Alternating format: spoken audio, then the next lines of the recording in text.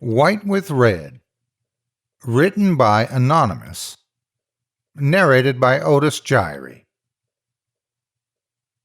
A man went to a hotel and walked up to the front desk to check in.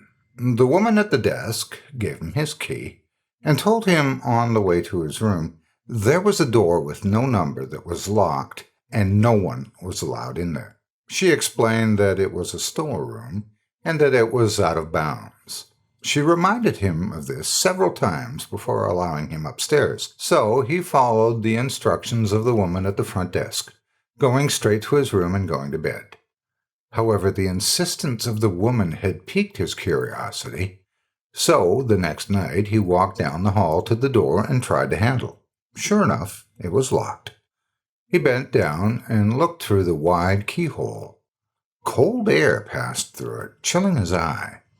What he saw was a hotel bedroom like his, and in the corner was a woman whose skin was incredibly pale. She was leaning her head against the wall, facing away from the door.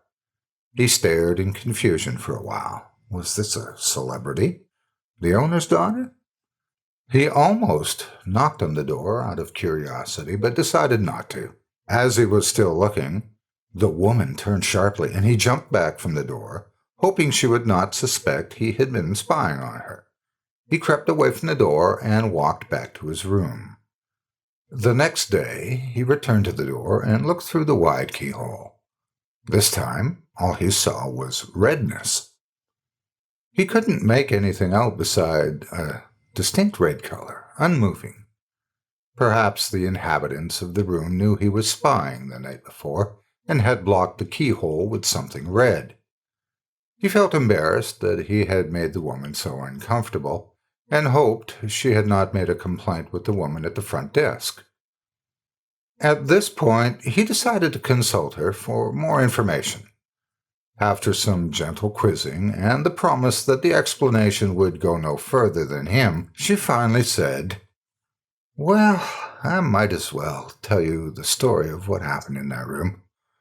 A long time ago, a man murdered his wife in there. We find that even now people get uncomfortable staying there.